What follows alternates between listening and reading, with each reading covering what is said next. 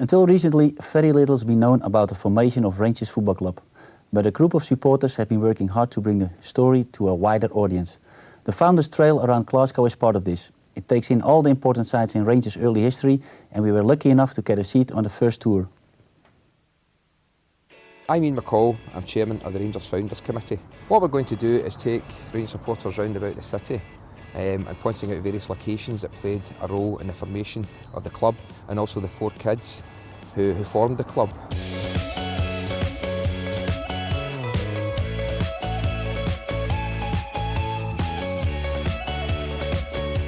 I firmly believe that Rangers have got a unique and wonderful story that more and more people have to find out about. We're the classic rags to riches football story, which I believe is above anyone else in world football, and it's important to get it out there and let the public know about us.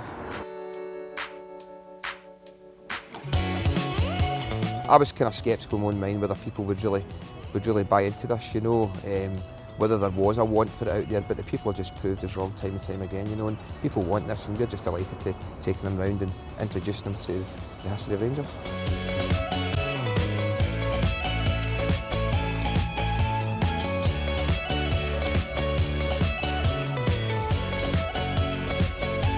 This is the Fleshers Hot area of Glasgow Green. During the research, we studied maps at the Mitchell Library of the time, in the early 1870s, and this area here was clearly highlighted as a place in the Glasgow Green where any games that were going on were taking place. So we can safely assume that this was a spot where Rangers played their very first game against Callander.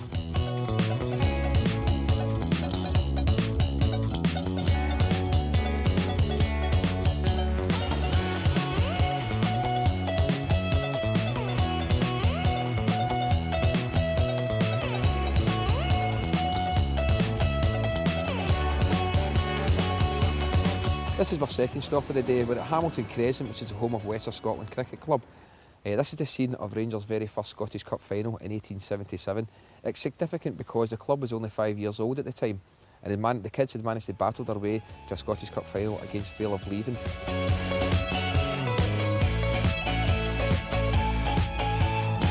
This is our next stop of the day, and this was the location of the Kinnan Park football ground. This was Rangers' third home, and they moved here in 1876 and they held the ground for 11 years.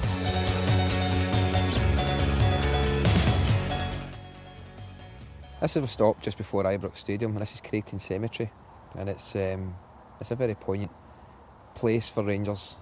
Not only is our founder Peter McNeill buried here, but a mere 50 yards from him is Bill Struth, who was such an influential figure throughout the years of the club and became one of the most successful managers ever.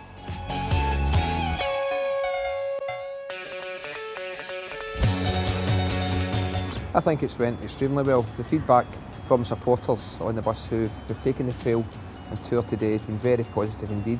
The guys that organised this have spent many hours researching it. I think for any true Rangers supporter it's an absolute must.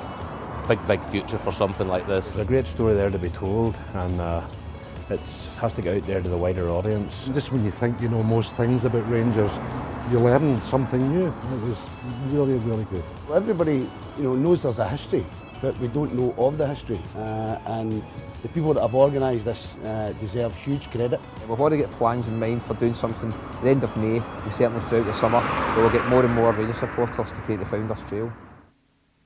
Well done, guys, and I hope we see more of these tours in the future.